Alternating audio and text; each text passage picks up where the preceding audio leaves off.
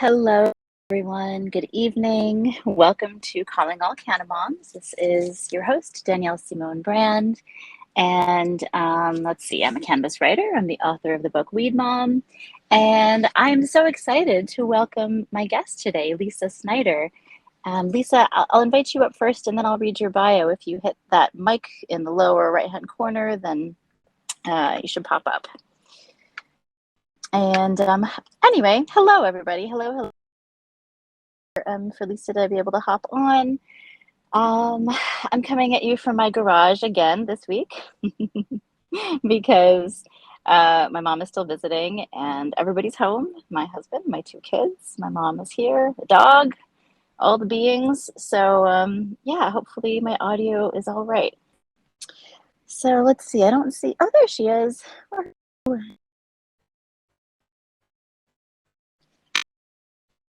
Oh, here we go. Bringing Lisa up. Hi there, Lisa. Hi. Hi, welcome. Thank you so much for coming this evening. Yeah, thank you so much for inviting me. Awesome. Is my audio okay in the garage? Yeah, it sounds great to me. Okay, that's good. Last week I did the show from the garage too, and it was okay. So fingers crossed. It's just like a complete madhouse in my house. So this is where I have some smoking space and some quiet. Nice. Well, happy to be here with you. Yes, welcome. So I'm going to read Lisa's bio. It's a little bit of a long bio, but there's so much to say about what you do, and this provides a great succinct way of introducing what you're all about. So Lisa Snyder is the co-founder and chief innovation officer of Tokeativity, the global feminist community for active cannabis culture. She is a feminist and plant medicine advocate with over 25 years of digital strategy experience and passionately supports the self-healing revolution through consumption and plant medicine advocacy. Lisa is the executive producer for Tokeativity events and has spearheaded the development of over 300 global experiences and Tokeativity's membership portal. She's also the co-creator of Bridges, a series with a focus on race, equity, and inclusion in collaboration with Club Kindness and House of Jane, events produced in partnership with women employed in cannabis for women working in cannabis, hemp, and CBD. She's been recognized for her work in Forbes, Rolling Stone, Yahoo Finance, The Guardian, MJ Lifestyle, and many others. After losing both her parents to cancer in her 20s, Lisa turned her attention to women's liberation through cannabis normalization and passionately partnered her community building, feminist event planning, and web skills with cannapreneur and community builder Samantha Montanaro to create Tokeativity in 2016. Together, they help consumers and business owners work to end the stigma around cannabis with monthly consumption-friendly digital networking and educational events that I love, by the way, along with regional tours that connect the local community and amplify their canna culture. They also recently launched Tokeativity Creative, which is an agency collective that works to amplify equitable cannabis brands through experiential marketing, content creation, influencer networking, and global tours. Gosh, you do so much. Okay. She's also a board member of Sweet Jane Magazine and the Oregon Cannabis Association. She's passionate about educating small business owners and plant medicine advocates on all things digital, crypto, NFT, and the Web 3.0 movement. When she's not on the computer, she's spending time with her wife, Kat, and her dog, Ziggy, in Portland, Oregon. I know. Are you okay? I got it. Let me take a sip of water here. Thank you for reading all that. Appreciate that. Oh, thank you for being here. And you really do a lot of different things and have expertise in many different areas. And so I wanted to be able to introduce you, as fully as possible. Given the fact that we only have 45 minutes in our show. So let's see. For my listeners, I have worked with Tokeativity a few different times on Mother's Days, the last two Mother's Days especially, where I helped helped with the event and I mainly just showed up. They put it on and did all the wonderful planning and so much marketing and so much, really good intention and vibe all around it. And, so this last Mother's Day, for instance, I moderated a panel for the Canna Mom social that Tokeativity put on the state of the Canna Mom movement, where we really just talked about, lots of different issues that affect Canna Moms today and cannabis advocacy for women. women and moms. So, and I have to say, I really aligned with the vision of Tokeativity. I feel like their heart, mind, spirit, execution, all of it is in the right place. And I feel really stoked to know the women who run Tokeativity. I also got to meet Lisa in person in Reno at the Women in Cannabis Expo last year. So that was really awesome because, we make all these wonderful connections online, and then to actually see people face to face and be in their energy and get to know them that way is fantastic. It was so great to meet you in person. We meet all these folks online in the digital space, but to get the real was great. Totally. So I often start chatting with my guests by asking, which cannabinoids are you consuming today and how? Whatever you want to share with us. What's on your menu today? Well, what's really funny is that I consume way less than maybe folks think I do because I'm the co-founder of this cannabis feminist global company. But I use it in moderation. I ebb and flow. I definitely, let's see, last night, I was consuming actually, Society's plant, with, Nice. our friend High Society Mama. So happy she got her IGs back. That's really I exciting. They were know. down for a Yes. minute, but I Yes. was consuming the Delta 8 gummy, which I learned was for me, I'll probably take like half or a quarter next time, but even Delta 8 can be kind of strong. Oh yeah. Depends on the dosage for sure. Yes, it depends on the dosage. This one was like a 50 milligram Delta 8, and that was a little bit much for me. So I am just like, this is, cannabis journeys are about exploring your body and what you feel like in the moment. But it was really good, and I had a lot of great ideas. Awesome. Yes, I totally agree that, exploring these different cannabinoids, it's a journey in and of itself. Even if you've really like dialed in and you understand your Delta 9 THC, your whole deal with it. Yep. Delta 8, Delta 10, these are different, little different compounds that bind a little differently. So yeah, That's a true. journey. Yes. So I'm pretty run of the mill, pretty boring today. I just took my CBD tincture earlier today. Actually, I ordered some from Sierra Nevada Hemp where we did our photo shoot for the expo Oh, back in cool. September, because I actually really enjoyed their CBD and I like to kind of sample around. So I ordered a bottle from them, and then ran out of my sour garlic cookies on the THC side, but I smoked my last bowl of that a bit ago. Gonna have to stock up again soon. Yes. I have some from Sierra Nevada Hemp on my shelf right now, and really love their products too. It's definitely quality for sure. I just wanted to answer this Chapman Health Vibe. What's up? What was your dosage on the Delta 8? This particular one was 50, but for me, I would probably eat a quarter or maybe a half of that. And I would probably be in the daytime versus nighttime, where I was like up thinking about things. Mm-hmm. Yeah, I have some of those. A quarter or a half is really nice for me. A quarter is nice daytime, and half is nice like evening. Any more than that, and for me, it'll just be sleepy. Yeah. And this was Delta 8, and I'm getting to know Delta 8 a little bit, as we all are on some level. Right. Or Delta hate, as some people like to call it, but I mean, oh, Delta hate. Wow, that's really that's kidding, just kidding. But intense. I do hear that on State of Cannabis News Hour because of all of the, all the issues with synthetic cannabinoids. But I do trust that. I do trust Bianca's, Society's plant source. Yeah. I've talked to her about her process.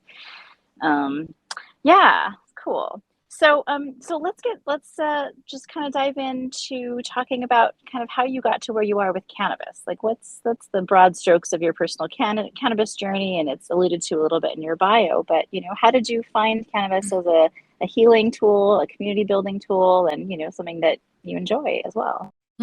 Well, once upon a time, when I was 14 years old, I had some guy friends that went out back and smoked out of, I think we smoked out of a Coke can or something that we like made. And I wouldn't call that healing, and I wouldn't call that like an enjoyable experience, but it was my first time Yeah. and sort of breakthrough moment. But I was like a cannabis consumer here and there in college, but it really wasn't until both my parents died of cancer when I was in my 20s. My dad died of Hodgkin's disease lymphoma, and then my mom died of leukemia. And when I was 27 and my mom was really sick, I tried to get her access to cannabis, and I knew it was like not legal yet, but in Pennsylvania at the time, I heard that medically we could get it somehow, some way. It's not the program that's in place right now, but there was like some experimental, at the time it was called like just cannabis pills. Like that's what I knew or heard of it at the time. And I tried to get her access to something because I heard it was helpful for nausea, and she was at the end of her life, and I just thought something would be better than nothing. And nobody really took me seriously. And I really thought long and hard. And I recently just wrote an article for Sweet Jane magazine, which you can find on their website, about finding your why. And this was my why, sitting in that hospital room and asking, why is a plant so difficult to get?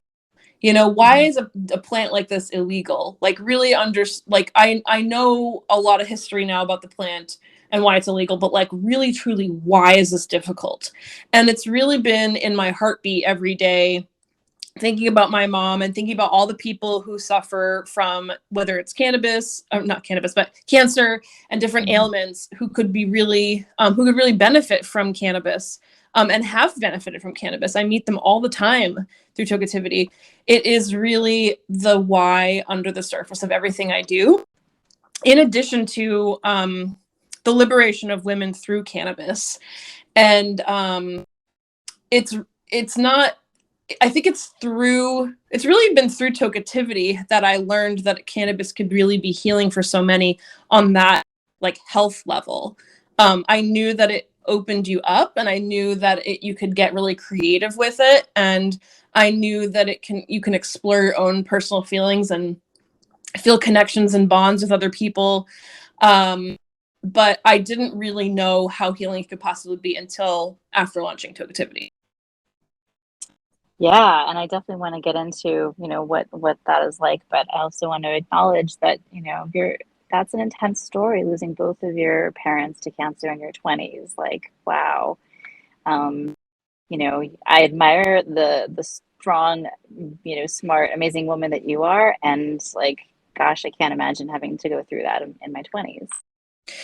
It definitely was difficult, but I've always been an independent woman, and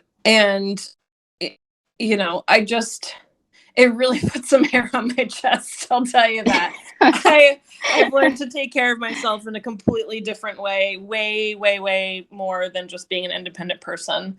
But it's really helped me so much to be able to be like a successful entrepreneur, and knowing that like there's no end to this life. It's just like we have to really enjoy our physical life. And how do we do that? There's lots of different ways, and one of those ways is to be tapping into your genius and tapping into your skills and sharing what you can with this world, including love and appreciation for other people and expansion for other people. And that's really what I want for everybody. And that is so much of what I perceive Tokeativity to be about. What I feel Tokeativity to be about is like expanding and uplifting and giving women a voice and an outlet and a way to connect with one another around this plant that we love. But it's a lot more than that too. It goes really deep. So actually, can you tell us then a little bit about Tokeativity? And it's in your bio, sort of when it was founded, and your co-founder is Samantha Montanaro. Can you tell us why? Like, what was your why? Well, what's your why? We should all be asking ourselves that. Right.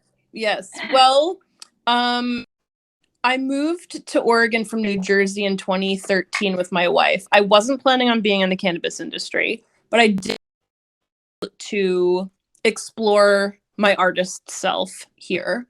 Many other reasons why I moved to Portland, Oregon. Mm-hmm. But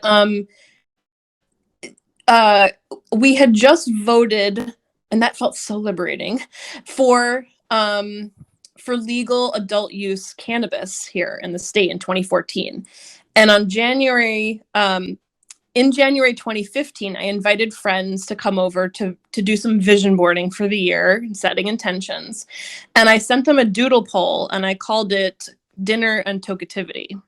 I just didn't know, like, really what that was. Would you say? I said nice. That's Yeah. how it was born. Yeah. I have an original screenshot of that doodle poll, because that is the origin of like Tokeativity. It was this doodle poll. And at that dinner, we vision board and we got stoned and we were listening to music. I got the idea of like, we should be crafting and like making things together and like visioning our lives. And I didn't know what was going to be on the horizon for, you know, he who shall not be named, previous president at the time. Mm-hmm. But I knew as like a super web nerd that like I'm gonna get the domain name and all the social media, and I don't know what I'm gonna do with this, but I'm just gonna grab it. So after that night, I did that, and my friends encouraged me every time I talked about how excited I was to do crafts and smoke weed with women and do events, because I'm an event planner and I'm an experienced artist under the surface of all of this. Mm-hmm. I got this like art kit, and I just kept it in my office. I didn't know again what I was going to do with it. And then I was like, I really want to be in the cannabis industry. And again, I don't know where I'm going to land. So I'm just going to land. I'm going to go to places. I'm going to talk to people, and I'm going to see how I feel and navigate through my intuition. And that intuition led me to a Women Grow event in November 2015 in Portland that was close to my house. So it was like super convenient.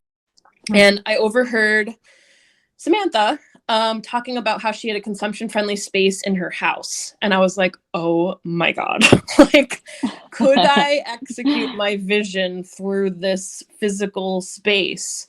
Would she be open to it? And so I got her card. I asked her how much the rental was, and she told me what it was. And then I didn't contact her for an entire year. I kind of like freaked out a little bit. I think I was just like, oh my God, like I was going to get married, and I was very busy with that. So that was like one thing. But the other thing was like, sometimes I feel like when we're literally at the edge of our dreams and bringing things into reality, sometimes we can self-sabotage and sometimes we can get in our own way. And it was like a kind of a little bit of both of those things. And so I saw her again at another Women Grow event, and I was like, oh God, I have to talk to her. So I reconnected.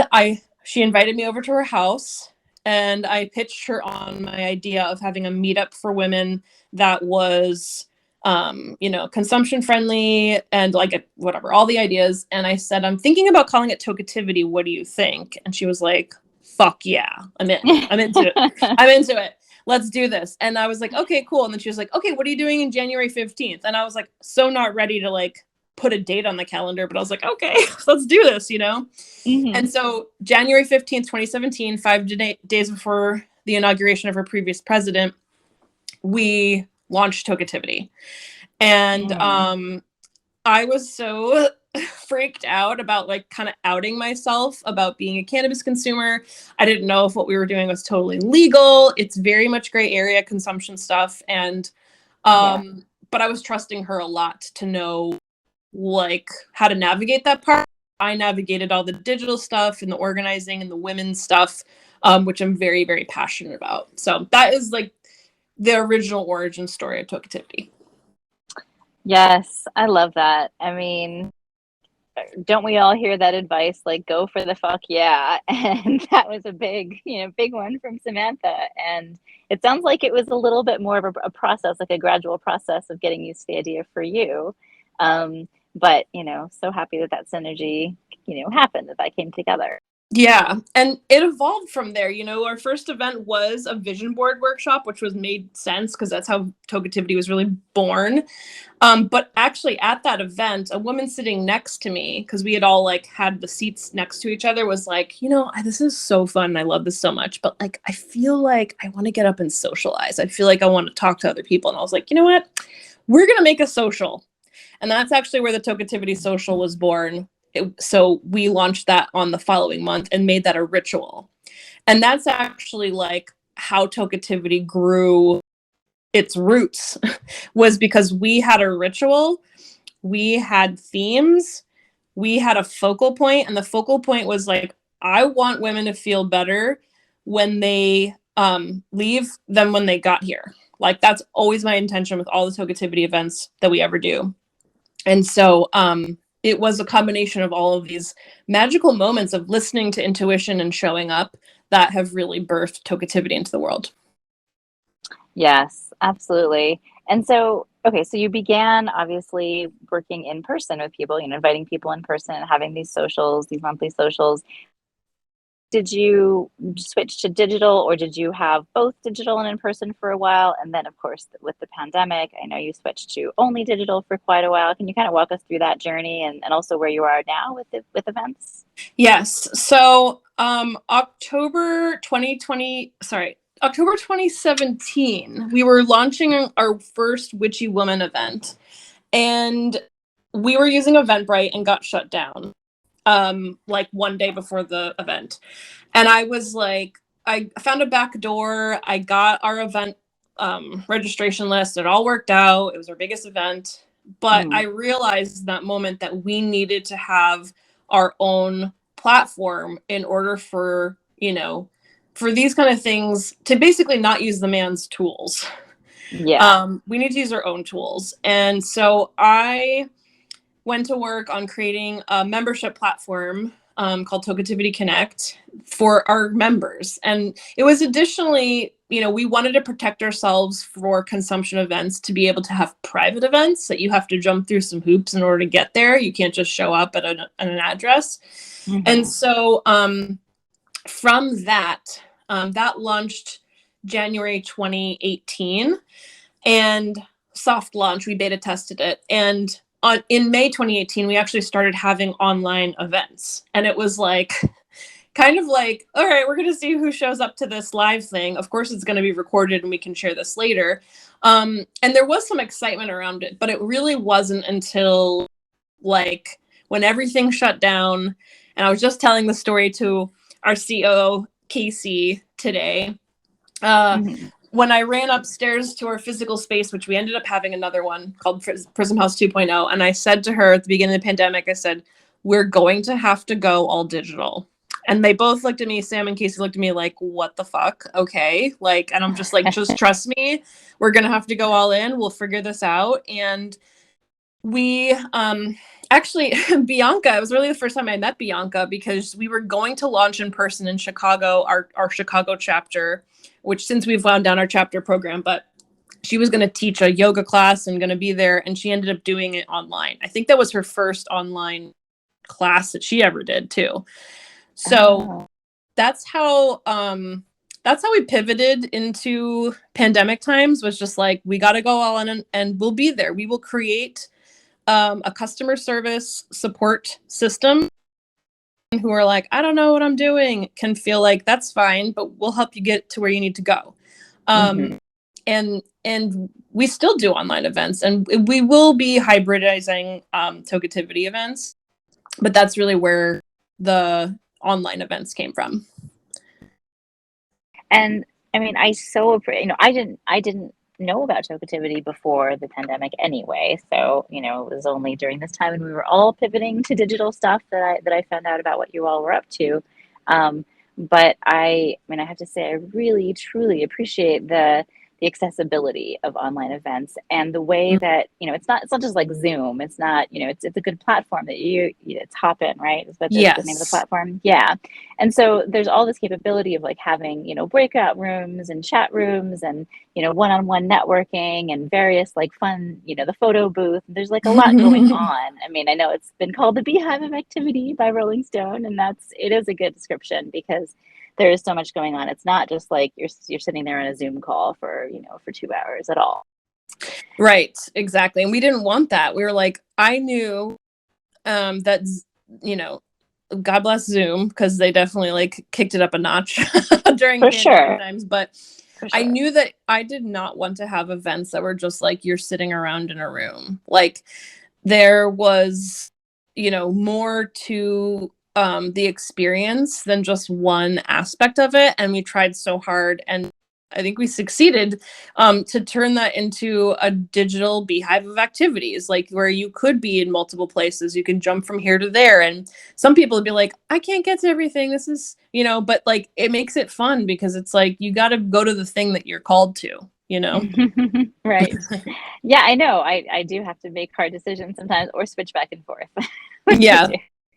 We're thinking about, as we try to reflect on our like school year of activities that we've done, what's to come for 2022 2023. And we're still talking about it, but we might reduce the amount of like all things happening all at the same time and just focus on a couple of things, but it will still be diverse and really fun. Yeah, I believe you. Totally. I have faith. So okay, so they have actually back up. That was a different question. I wanted to go to Catamoms and sort of how you see their role in Tokeativity. I feel like Tokeativity, consciously includes Catamoms, and a lot, there's like often or always maybe the Catamom social room in your events, in your social events. And then there's the Mother's Day, yearly big Catamom social that's like totally focused on all things mothers and motherhood and cannabis. But can you talk about sort of the importance of Catamoms to Tokeativity, to the movement, and to the movement? Yes. Well, Canna Moms are such a unique community because they're women, and they're women of all different backgrounds. But being a mom, and I'm not a mom of a human, I have a lot of respect though for moms that are moms of humans. And there's a lot of passion there, and there's a lot of moms who have fought for their kids. And a lot of times with the law, that these lawmakers are looking to, gotta save the children, you know what I mean? And when we have Mm-hmm. the Canna moms who are like, my kids are fine, like stop talking for me, when it comes to like legalization and law changes and policy and stuff like that, that is really where the Canna moms have the loudest, or can have the loudest voice, if they knew that they could do that. And so I want to be a bridge maker with women, but also with Canna moms who are like, hey, I'm a mom, but I don't really know how to speak up, you know? And so we are constantly offering speaking opportunities for moms to practice just regular old speaking, you know what I mean? Because you can't get to Mm-hmm. speaking your mind and speaking to lawmakers and policymakers if you've never, I mean, people do it all the time if they've never done it before, but you're going to be way more comfortable if you had a little bit of practice and you had a little bit of support behind you of other women who are like, hell yeah, you can do this. I'm behind you. I'm also a mom, or I'm a woman and I support you. And I've seen a lot of Canna moms step up and step into all kinds of different things, whether it's been policy work or it's just being someone who's working on normalization through social media. Like I see you as one of those people who is stepping up and showcasing and not being afraid of being your authentic self in front of people. And I think that is really one of the many routes to like women's liberation, is through authenticity, and we need examples of that. So I want to support women's liberation like everywhere in my life until I die. Yes, yes, me too. I'm with you. And yeah, and Canna moms need the most. Like, they are, in my opinion, I see them as like one of the most oppressed populations of our cannabis community, besides, you know, the BIPOC community and those who have been affected by the war on drugs. If we're just talking about Canna moms specifically, living in you know, homes where they're like, you know, have to care for other humans. A lot of times, not all times, but a lot of times they're in like controlling, manipulative relationships they don't even realize that they are, until they get out of the house for a minute and get out of their those, you know, just get out of that bubble for a second and come, you know, to places like Tokeativity, where you can kind of feel who you really are and then go back with that new information. And we're definitely not trying to break up relationships. However, we are trying to liberate women.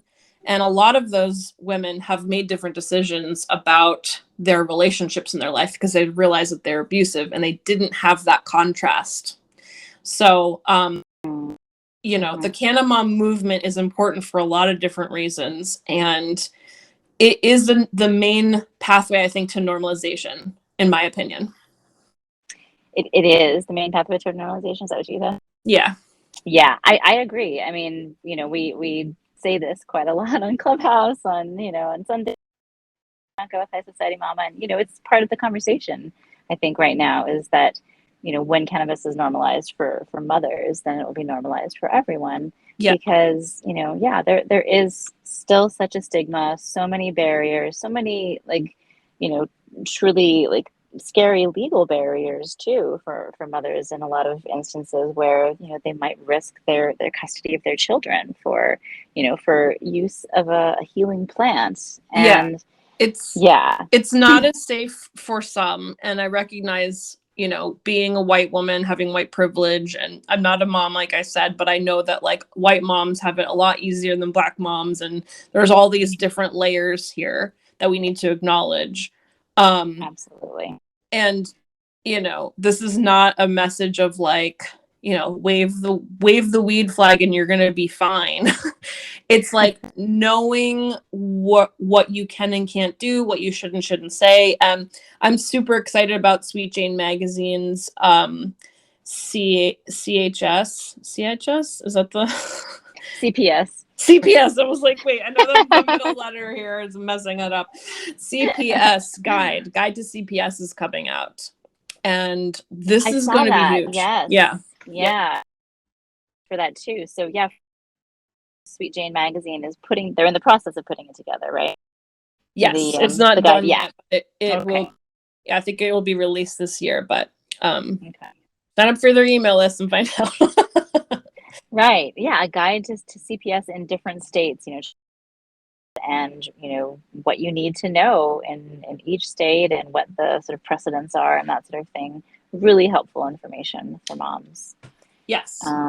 Yeah, so I'm stoked that Sweet Jane is working on that, and that there's, you know, that we have cannabis media now that's geared toward women. That's like pretty amazing when you think about just 10 years ago, how different the, you know, cannabis landscape looked in terms of, you know, the journalism, the, you know, the media, the advertising, like who they were speaking to, how they were speaking. Like, I mean, that's a whole nother subject that I didn't even plan to talk to you about, but it is pretty fascinating how that's evolving, don't you Mm, think? it is, and it's hard out there too. Like, I've seen some publications come and go, you know, that have been like women in weed centric. Sure. Sure. But there's some that are here to stay, and that you have to support them if they're out there and you like what they're saying and doing. Like, subscribe to their magazines. Their Broccoli Mag has a subscription service, not with the magazine part, but they have like a newsletter version of really good juicy stuff, you know. And it, honestly, if it wasn't for our members, our paying members, this whole time when we've had membership, like, I don't know if I'd be sitting here talking to you. Honestly, I would be talking maybe about something else, but it really does take the support of the community to show up continuously for those things that that people are working on for the community. Yes, that is so true. I hear your doggy. Yep, I've sorry. got I a was like, doggy. where's the mute button? I couldn't find it. No, it's fine. I have a doggy too, and Yeah. that's what happens. They're at this point, my kids are 9 and 12, and they can mostly like stay quiet if I need them to for half an hour. But yeah, the dog, that's totally another story. My dog is louder than my kids. So, okay, so let's talk a little bit more about, inclusion and tokeativity. So this was also in your bio, some of this I read, but, tokeativity really works hard to be inclusive when it comes to, all kinds of things, race and ethnicity, sexuality, gender identity. Um, and so, I want to acknowledge that I feel that you're consciously doing that work, and I see that conscious inclusion effort. Can you talk about sort of why that's important to you? Like, why, does Tokeativity take that approach? Yes, thank you for noticing. And we do put a lot of intention into what we do. We want to work with equitable brands, and we need to be one if we want to work and attract equitable brands. So we last year published our Tokeativity Womanifesto, which you can read on our website, tokeativity.com/womanifesto. It is our promise to our community and to ourselves of what kind of world we envision, what we believe, and what we commit to. We envision a world in which women and Black, Indigenous, Hispanic, Latinx, Asian, Pacific Islander, and people of color own at least half of the world's most thriving and sustainable businesses. That feels like far away right now because of all of the challenges that we all see and know, and all the things we don't see and we don't know. But we want that. We envision a world. Wouldn't that be beautiful if we had that kind of world? So we set that intention, and we want that, and we want to work with people who want that too. We have a whole bunch of things that, I could read them off or whatever, but that really in regards to inclusion, that's one of the main things that we care deeply, deeply about. And we also believe that the cannabis, psychedelic, and intersectional feminist movements heal our communities and our earth. That's a powerful message and a powerful vision too. And yes, it's a big dream, but we got to dream big if we're going to go somewhere. You can't just dream where you're at, because then you're not going to go anywhere else. You're just going to be hanging out where you're at, where you're comfortable. So really, we're just rooted so deeply in equality and paying attention, and also taking responsibility for ourselves, as humans, and we're hoping that the other people that we work with and that we know and that are in our community are wanting the same, because that's the only other way we're going to move forward, is if we're able to have uncomfortable conversations that are about personal and professional growth, or like I said, looking at ourselves and being grounded in self-awareness and being accountable for our behavior. I think a lot of people out there are examples of people who are not accountable for their behavior. And we want to work with, and we want to know those who can be that, and show up. Yeah. And we commit to the safety of women and the BIPOC community.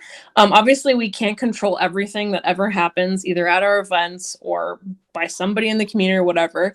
But we commit to, trying to set up things for success. And we do that through our, not just putting this manifesto out there, but we have a code of conduct for our events that everybody has to sign. And by signing, it's checking off the box saying, I've read this, or I agree.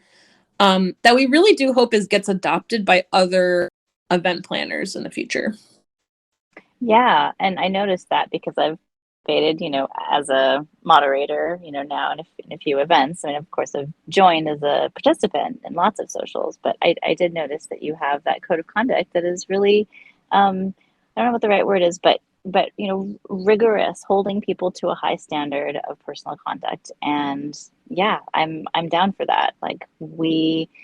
as a cannabis community, I would like to see more of that. I would like to see us, utilizing our self-awareness, growing our self-awareness, giving people the benefit of the doubt, being compassionate, creating safe spaces, like all these things that, that I see in microcosms of the cannabis community. And I think that like the ethos of the cannabis community is there too. Like I think it's good stuff, it's good people. But, I also see bad actors in the space, and, some of those bad actors making out with, all the money and, certain areas or certain, it's frustrating. And so, I choose to focus on the positive. I want to see the good. And so, like, this is the kind of community, this is the kind of social interaction that I want to like be a part of, promote, and see permeate our world more, to be honest. Yes, we need to be able to somehow, some way create, a harassment-free experience for everybody, which is something that we write about in our code of conduct. Again, we can't control other people, but we can set every intention and make boundaries around things because, whether you're at a digital event or an in-person event, we, then the community holds people accountable. And we do have a reporting system. And thank goddess that we haven't had any reports, but the system is set up, and I think that Yeah. a lot of like communities and people, like they have no idea how to do this kind of stuff, and that's why this stuff happens repeatedly, is because there's no boundaries around it. Right, right. Good point.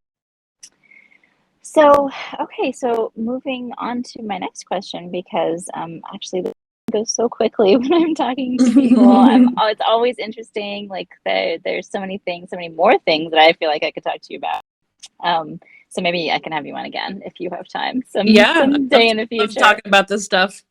Okay, so question about Pride Month. It's happening. There's a lot of celebrations that, are fun to see. Like I'm talking about, obviously in person, but also on social media. A lot of, acknowledgement by cannabis brands I see about it being Pride Month and the importance of LGBTQ plus activism, in the ongoing fight for legal weed. Lots of cannabis consumers, but certainly not all, know about how the first compassionate medical use programs in the Bay Area, San Francisco Bay Area, really were, thanks to the work of LGBTQ plus activists around, the early times in the AIDS epidemic. Dennis Perone is one of those figures, but there are many others. And so, as allies, I'm an ally. It feels like it's natural to show like to celebrate and to show some support. But like rainbow washing is a thing, and I don't, I want to be conscious of that, and I know that people that I care about, other allies, want to be conscious of rainbow washing. So like, what do you want allies to know about Pride Month? And you don't just speak for the whole LGBTQ plus community, believe me, but like, what do you personally want people to know about Pride Month and how to best show support? Thank you for asking, and asking like that. I think that's a really great way to approach it. And again, I don't speak for all the LGBTQs out there. I'm just speaking for me as an L personally.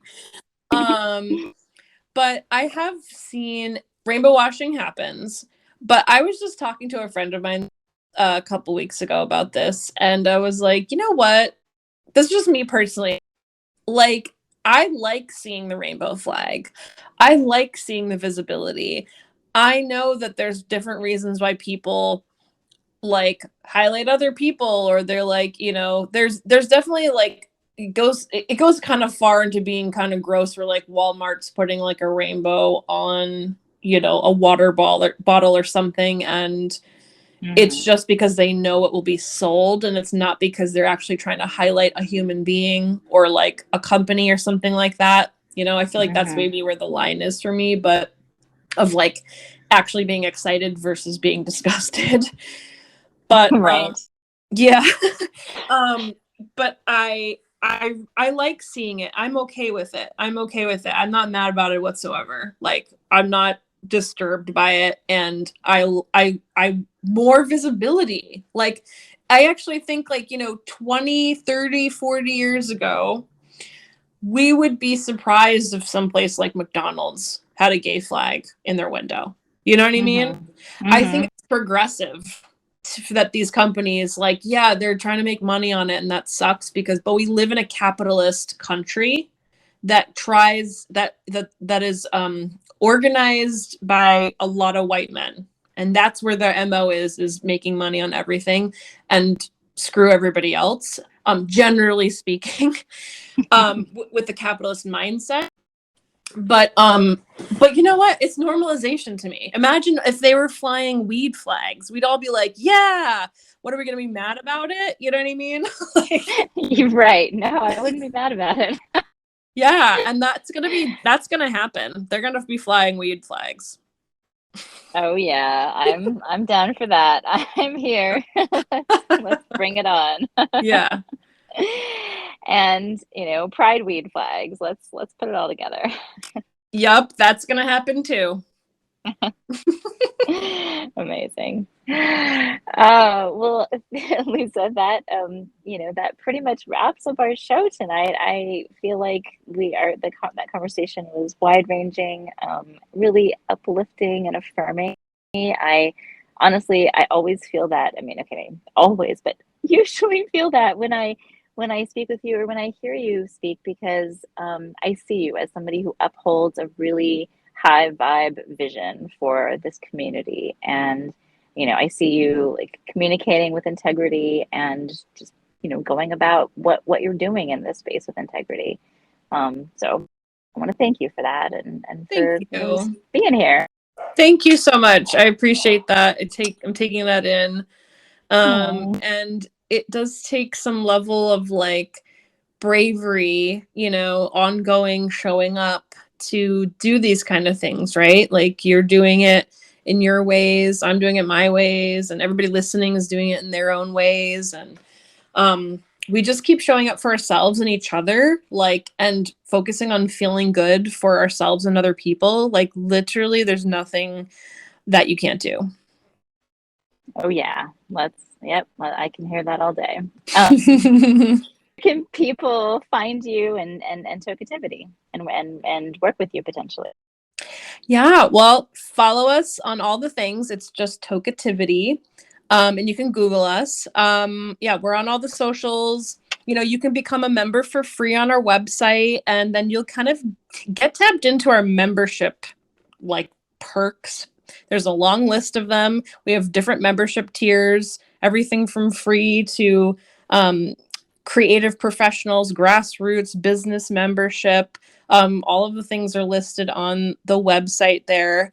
And but you don't have to be. You can just take a step in the direction of cannabis liberation for yourself and other people, and sign up for our free membership and see what it's all about. We always have like the most random opportunities that come, and we only send it to our members. So you have to be a member in order to kind of tap into that. A lot of it's speaking opportunities, media opportunities. Sometimes you get free tables to things, but you have to be a member to participate. So I can't wait to meet all of you, and let us know what you're out there doing in the world. I love meeting all kinds of people from all backgrounds, whether you're just loves getting super baked and you love your bong, or you're like a cannabis business owner that is really trying to share your unique gifts with the world. Absolutely. It takes all of us working in different ways to, destigmatize this plant, change the narrative, change people's minds, and I'm glad we're all doing it. Yes. Thank you Yes. so much. Thank Thank you, you. Lisa, and thanks everyone. Yes. Appreciate you all. Can't wait to meet you. All right. Good night. Bye. Thanks everyone. Have a wonderful evening. Signing off now, and I'll see you next Wednesday for Calling All Canna Moms. Stay high and peaceful.